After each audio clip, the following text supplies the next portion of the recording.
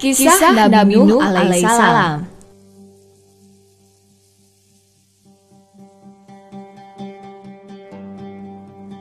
Ibnu Abbas menyatakan bahwa jarak antara Nabi Adam dengan Nabi Nuh alaihissalam adalah 10 abad lamanya.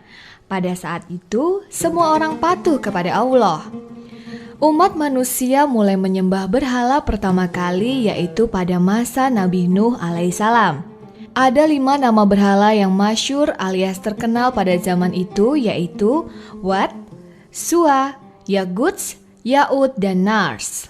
Nabi Nuh alaihissalam hidup bersama dengan masyarakat yang dulu pernah mendapat tuntunan dari Nabi Idris alaihissalam. Sepeninggal Nabi Idris alaihissalam, ratusan tahun kemudian umat manusia mulai kehilangan tujuan hidup, panutan, serta mulai tidak memiliki keyakinan. Mereka lupa dengan ajaran Nabi Idris alaihissalam. Kemudian Allah mengutus Nabi Nuh alaihissalam untuk menyadarkan mereka kembali. Nabi Nuh dipilih karena ia adalah orang yang sangat dikenal oleh kaumnya. Ia termasuk orang yang sabar dan teguh hatinya.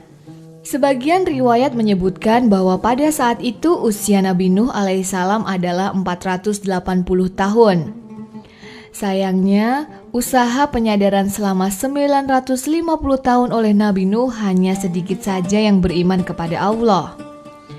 Itu pun jumlahnya tidak bertambah. Sebagian besar masyarakat tetap saja ingkar dan mencemooh dakwah Nabi Nuh alaihissalam. Akhirnya Nabi Nuh memohon petunjuk kepada Allah SWT. Mendengar permohonan ini, Allah memerintahkan untuk segera membangun sebuah bahtera atau kapal besar. Nabi Nuh masih belum mengetahui untuk apa bahtera itu nantinya. Nabi Nuh bersama para pengikutnya dibimbing oleh malaikat Jibril membangun bahtera atau kapal dari kayu yang sangat besar. Mereka membangunnya di atas perbukitan yang jauh dari pemukiman penduduk. Kegiatan ini diketahui oleh orang-orang. Mereka datang melihat apa yang sedang dilakukan oleh Nabi Nuh beserta pengikutnya. Ejekan, cemoohan, dan tertawaan dilontarkan terus-menerus. Mereka menganggap Nabi Nuh terlalu mengada-ada. Walaupun dihujani dengan hinaan serta cacian, tetapi Nabi Nuh dan pengikutnya tidak menghiraukannya. Mereka berkonsentrasi supaya dapat segera selesai. Pembangunan bahtera ini membutuhkan waktu yang lama. Dikisahkan bahwa kapal yang dibangun sangatlah besar dan didesain sedemikian rupa sehingga mampu mengarungi ombak serta menerjang hujan badai yang dahsyat. Sejak awal pembuatannya, Allah selalu mengawasi dan membimbingnya, sehingga bahtera ini sangat kuat, kokoh, bahkan sempurna. Ibnu Abbas menyampaikan bahwa panjang kapal Nabi Nuh adalah 1.200 hasta, dengan lebar 600 hasta, sedangkan tingginya mencapai 30 hasta. 1 hasta sama dengan 45,7 cm. Kapal tersebut dibagi menjadi 3 tingkat. Masing-masing tingkat tingginya 10 hasta. Tingkat paling bawah diisi dengan binatang. Bagian tengah ditempati oleh manusia, sedangkan bagian atas untuk burung. Para ilmuwan dari Amerika dan Timur Tengah yang meneliti di sekitar situs penemuan bahtera Nabi Nuh menemukan bahwa ada lempengan batu yang berlubang di bagian ujungnya. Batu ini diduga dulunya berfungsi sebagai pengokoh dan penyeimbang bahtera. Saat berlayar, batu itu ditenggelamkan di air dengan diikat tali di bagian belakang bahtera. Al-Quran Surat Hud ayat 40-41. Hingga apabila perintah kami datang dan tanur atau dapur telah memancarkan air, kami berfirman, muatkanlah ke dalam bahtera itu dari masing-masing binatang sepasang, dan keluargamu kecuali orang yang telah terkena ketetapan terdahulu, dan muatkan pula orang-orang yang beriman. Istri dan seorang putra Nabi Nuh menganggap Nabi Nuh aneh. Mereka tidak mau mengikuti dan mendukung Nabi Nuh. Mereka termasuk orang-orang sombong dan ingkar kepada Allah. Mereka lebih memilih berpihak kepada kaum yang tidak beriman dan hidup bermewah-mewah. Nabi Nuh berwasiat kepada anak-anaknya, Aku menyuruhmu 2 hal dan melarangmu dari 2 hal. Aku menyuruhmu untuk tetap mengakui La ilaha illallah. Sesungguhnya la ilaha illallah lebih berat dari langit dan bumi. Aku juga mewasiatkan kalimat Subhanallah wa bihamdi. Kalimat ini adalah penghubung segala sesuatu. Dengan kalimat tersebut, makhluk hidup diberi rezeki. Aku melarang kalian dari perbuatan syirik dan menyombongkan diri. Setelah Nabi Nuh beserta pengikutnya merampungkan pembuatan bahtera, Allah memerintahkan Nabi Nuh alaihissalam beserta pengikutnya mengumpulkan berbagai macam hewan secara berpasang-pasangan dan menaikkannya ke dalam kapal. Allah telah memberi petunjuk bahwa Allah akan mengirimkan banjir yang sangat besar. Segala macam perbekalan sudah disiapkan. Setelah semua terangkut, pintu kapal ditutup rapat. Di luar kapal, orang-orang yang ingkar menganggap yang mengikuti Nabi Nuh sudah gila dan bodoh. Mereka tidak mempercayai apa yang disampaikan oleh Nabi Nuh alaihissalam. Mereka tetap dalam pendiriannya sebagai penyembah berhala. Sesuai janji Allah, maka azab atau hukuman untuk orang-orang yang ingkar didatangkan. Tiba-tiba, suara gemuruh terdengar. Air tercurah dari langit disertai badai yang menghantam bumi. Sedang dari dalam bumi air-air menyembur keluar dari tanah. Kaum yang ingkar berlari ke sana kemari dan berteriak minta tolong kepada para berhala-berhala mereka. Tolong! Istri dan putra pertama Nabi Nuh juga hanyut terbawa arus. Saat itu Nabi Nuh masih berusaha menolong. Namun putranya tetap tidak mau naik ke atas kapal. Ia lebih suka mencari gunung yang tinggi sebagai tempat berlindung. Setiap mereka sampai di tempat yang tinggi, air selalu dapat mengejar dan menenggelamkan mereka. Bahtera atau kapal Nabi Nuh mulai bergerak berlayar.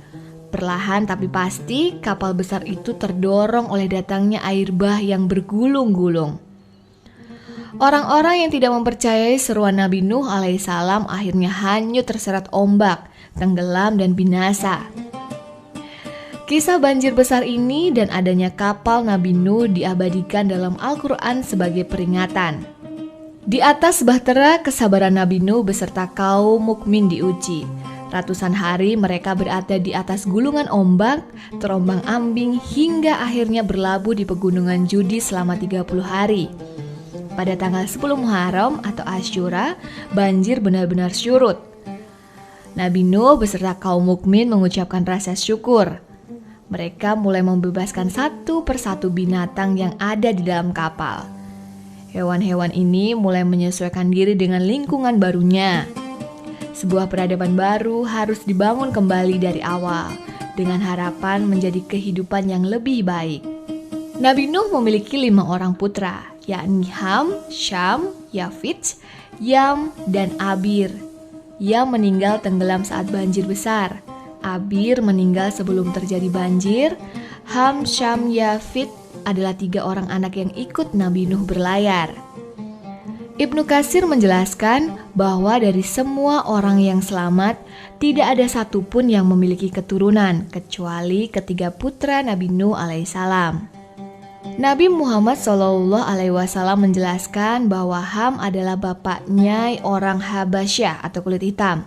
Setelah peristiwa banjir besar, Ham dan keturunannya pergi ke selatan dan menetap di Irak Selatan. Setelah itu, sebagian pergi ke arah tenggara menuju India. Disusul sebagian lagi ke arah barat daya menuju Afrika. Sedangkan Sam dan keturunannya berhijrah ke barat daya menuju Jazirah Arab. Setelah itu, mereka berpencar di sana. Sementara itu, keturunan Yafit sebagian pergi ke arah timur, yaitu Asia, dan sebagian lagi menuju arah barat. Di antara keturunan Yafit ini adalah bangsa Turki, Sakalibah, Yajud, dan Majud. Uang sudah ada sejak masa Nabi Nuh alaihissalam. Sebelum memakai uang, transaksi jual beli dilakukan dengan cara barter atau tukar-menukar barang. Kemudian dibuat sarana lain untuk menukar barang dengan uang. Masyarakat Sumeria pada masa Nabi Nuh membuat uang dari kulit-kulit kerang laut. Kisah bahtera Nabi Nuh termuat di hampir seluruh kitab suci dengan berbagai macam versi. Sejumlah ilmuwan terutama ahli arkeologi melakukan penelitian lokasi keberadaan kaum Nabi Nuh alaihissalam yang diduga berada di daerah Mesopotamia atau saat ini dikenal dengan negara Irak. Sedangkan keberadaan kapal Nabi Nuh masih menjadi perdebatan, termasuk penemuan di Gunung Judi. Meski bentuk puncak Gunung Judi berbentuk seperti bahtera, tetapi para ahli belum dapat memastikan bahwa di gunung itulah bahtera Nabi Nuh alaihissalam berlabuh. Al-Quran menjelaskan bahwa bahtera Nabi Nuh alaihissalam berlabuh di atas Gunung Judi. Sebagian menjelaskan bahwa Judi adalah nama pegunungan di Pulau Ibnu Umar, Mausil atau puncak Gunung Ararat di Turki. Di bagian atas bukit Judi tersebut mirip dengan bentuk kapal atau perahu. Nabi Nuh pada masanya juga berpuasa. Hadis riwayat Ibnu Majah, Rasulullah Shallallahu Alaihi Wasallam bersabda, Nabi Nuh alaihissalam berpuasa sepanjang tahun, kecuali hari Idul Fitri dan Idul Adha. Hanya Allah Subhanahu wa Ta'ala lah yang Maha mengetahui. Demikian kisah Nabi Nuh alaihissalam. Semoga bermanfaat dan sampai jumpa.